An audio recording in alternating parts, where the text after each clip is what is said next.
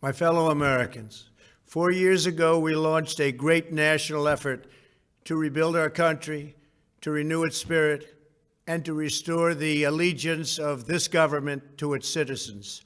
In short, we embarked on a mission to make America great again for all Americans. As I conclude my term as the 45th President of the United States, I stand before you truly proud of what we have achieved together. We did what we came here to do, and so much more. This week, we inaugurate a new administration and pray for its success in keeping America safe and prosperous. We extend our best wishes, and we also want them to have luck, a very important word. I'd like to begin by thanking just a few of the amazing people who made our remarkable journey possible. First, let me express my overwhelming gratitude for the love and support of our spectacular First Lady, Melania. Let me also share my deepest appreciation to my daughter, Ivanka, my son-in-law, Jared, and to Barron, Don, Eric, Tiffany, and Lara. You fill my world with light and with joy. I also want to thank Vice President Mike Pence, his wonderful wife, Karen, and the entire Pence family. Thank you as well to my Chief of Staff, Mark Meadows, the dedicated members of the White House staff, and the Cabinet, and all of the incredible people across our administration who poured out their heart and soul to fight for America.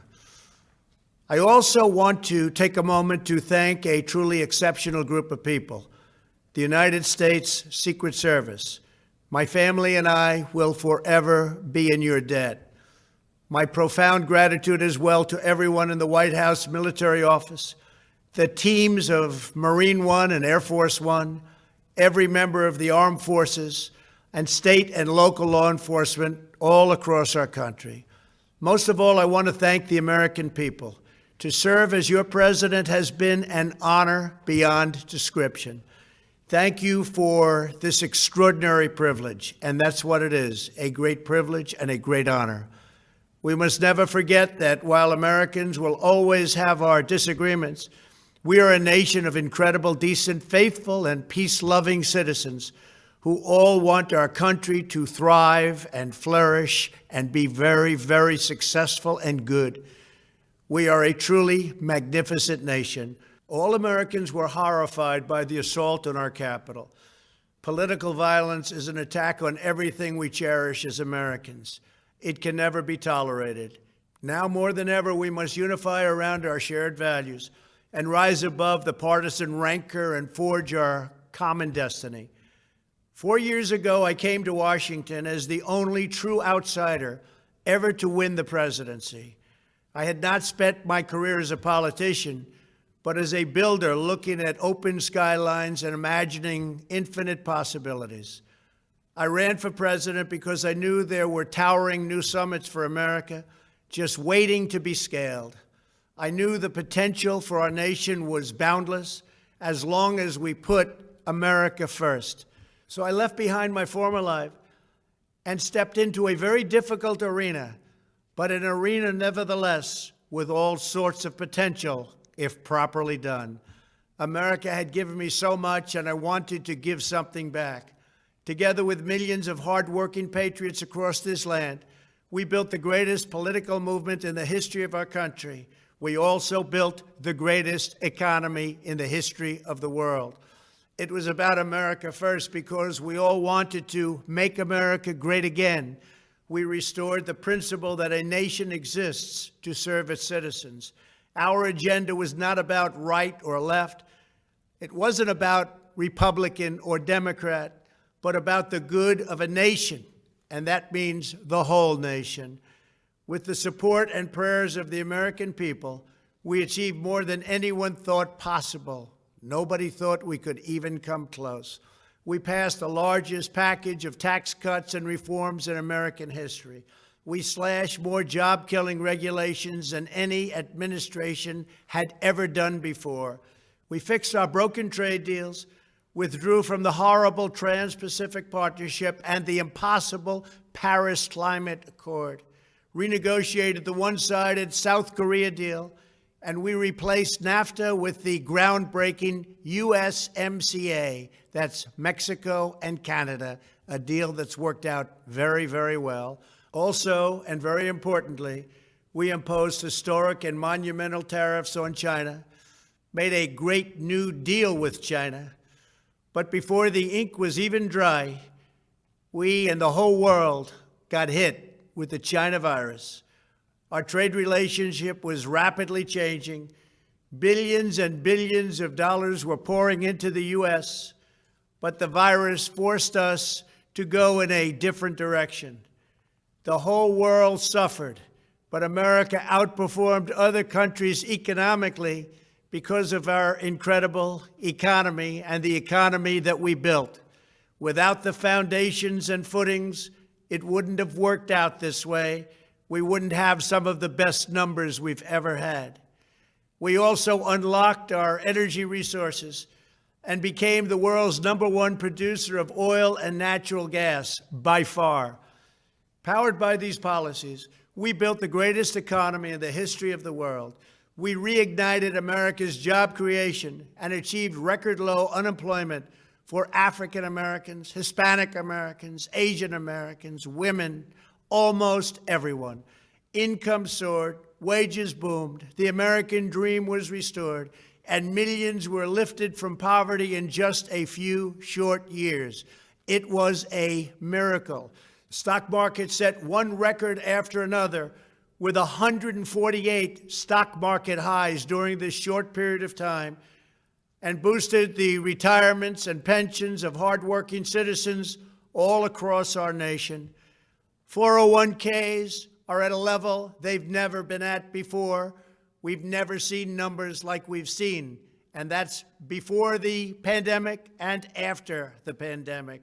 We rebuilt the American manufacturing base, opened up thousands of new factories, and brought back the beautiful phrase, "Made in the USA." To make life better for working families, we doubled the child tax credit and signed the largest ever expansion of funding for child care and development. We joined with the private sector to secure commitments to train more than 16 million American workers for the jobs of tomorrow. When our nation was hit with the terrible pandemic, we produced not one, but 2 vaccines with record-breaking speed, and more will quickly follow. They said it couldn't be done, but we did it. They called it a medical miracle, and that's what they're calling it right now, a medical miracle. Another administration would have taken 3, 4, 5, maybe even up to 10 years to develop a vaccine. We did it in 9 months. We grieve for every life lost, and we pledge in their memory to wipe out this horrible pandemic once and for all. When the virus took its brutal toll on the world's economy, we launched the fastest economic recovery our country has ever seen. We passed nearly $4 trillion in economic relief, saved or supported over 50 million jobs, and slashed the unemployment rate in half. These are numbers that our country has never seen before. We created choice and transparency in healthcare, stood up to Big Pharma in so many ways, but especially in our effort to get favored nations clauses added, which will give us the lowest prescription drug prices anywhere in the world. We passed VA choice, VA accountability, right to try, and landmark criminal justice reform.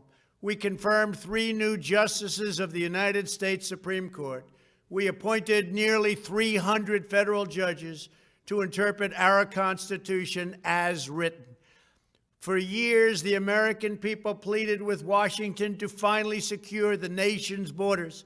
I am pleased to say we answered that plea and achieved the most secure border in U.S. history. We have given our brave border agents and heroic ICE officers the tools they need to do their jobs better than they have ever done before, and to enforce our laws and keep America safe. We proudly leave the next administration with the strongest and most robust border security measures ever put into place. This includes historic agreements with Mexico, Guatemala, Honduras, and El Salvador, along with more than 450 miles of powerful new wall. We restored American strength at home and American leadership abroad. The world respects us again. Please don't lose that respect. We reclaimed our sovereignty by standing up for America at the United Nations and withdrawing from the one-sided global deals that never served our interest. And NATO countries are now paying hundreds of billions of dollars more than when I arrived just a few years ago. It was very unfair. We were paying the cost for the world. Now the world is helping us. And perhaps most importantly of all, with nearly $3 trillion, we fully rebuilt the American military, all made in the USA. We launched the first new branch of the United States Armed Forces in 75 years, the Space Force. And last spring, I stood at Kennedy Space Center in Florida and watched as American astronauts returned to space on American rockets for the first time in many, many years. We revitalized our alliances and rallied the nations of the world to stand up to China like never before. We obliterated the ISIS caliphate and ended the wretched life of its founder and leader, al-Baghdadi. We stood up to the oppressive Iranian regime and killed the world's top terrorist, Iranian butcher Qasem Soleimani. We recognized Jerusalem as the capital of Israel and recognized Israeli sovereignty over the Golan Heights. As a result of our bold diplomacy and principled realism, we achieved a series of historic peace deals in the Middle East. Nobody believed it could happen. The Abraham Accords opened the doors to a future of peace and harmony, not violence and bloodshed. It is the dawn of a new Middle East, and we are bringing our soldiers home. I am especially proud to be the first president in decades who has started no new wars. Above all, we have reasserted the sacred idea that in America, the government answers to the people. Our guiding light, our North Star, our unwavering conviction has been that we are here to serve the noble, everyday citizens of America. Our allegiance is not to the special interests, corporations, or global entities.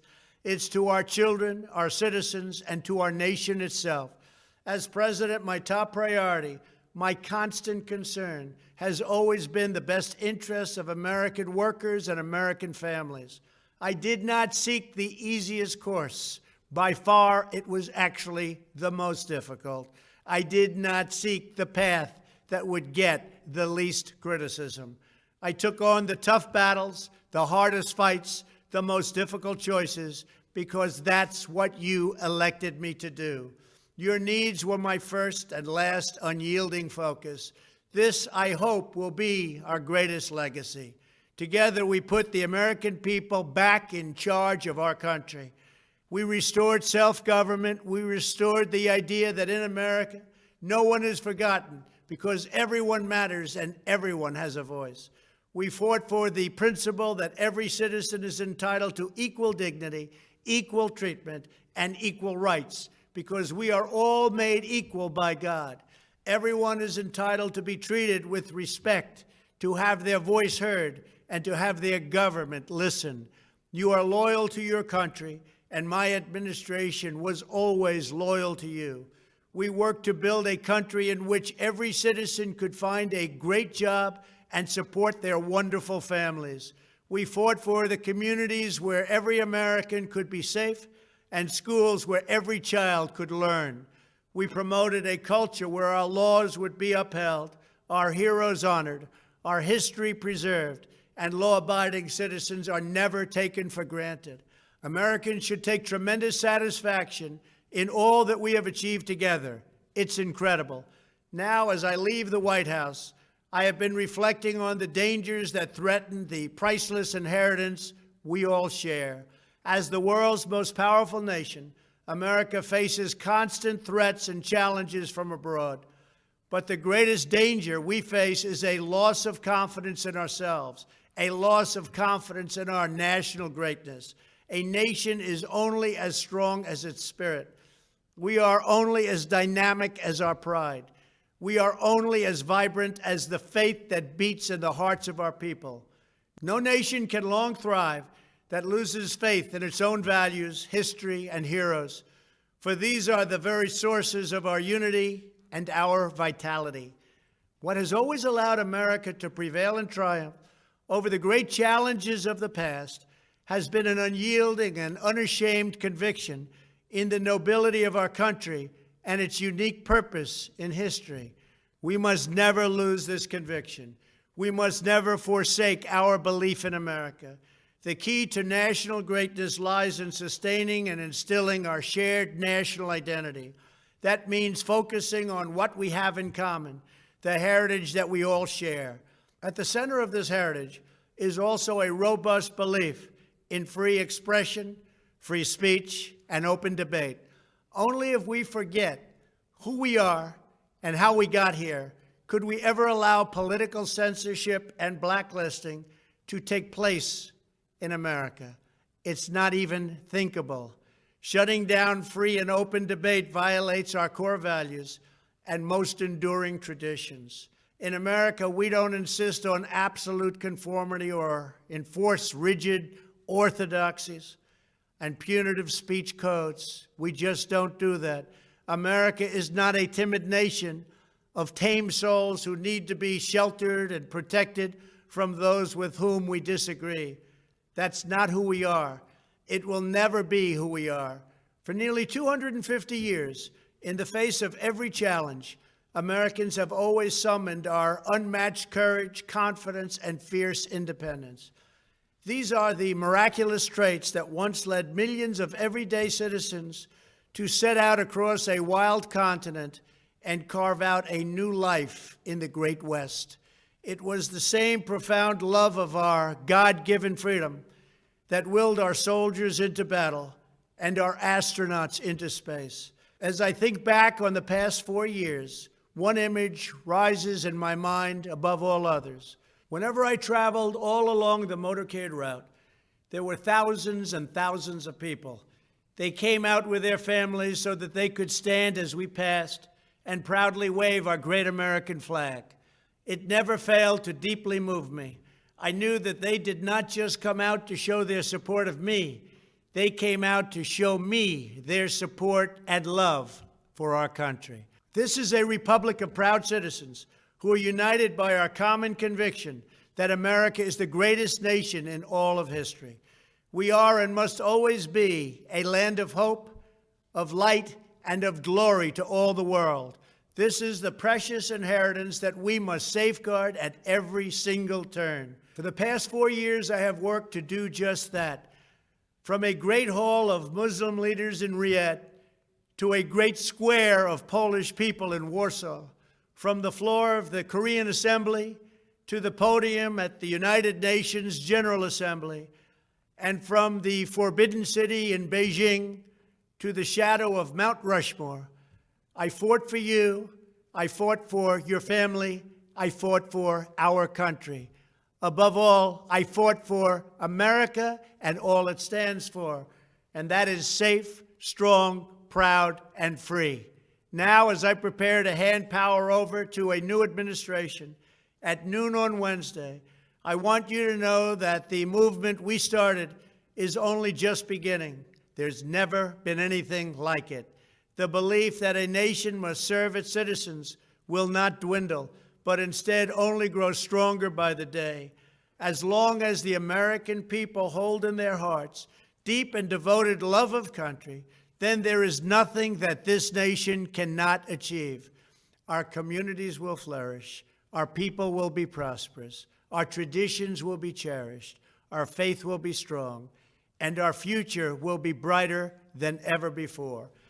I go from this majestic place with a loyal and joyful heart, an optimistic spirit, and a supreme confidence that for our country and for our children, the best is yet to come. Thank you and farewell. God bless you. God bless the United States of America.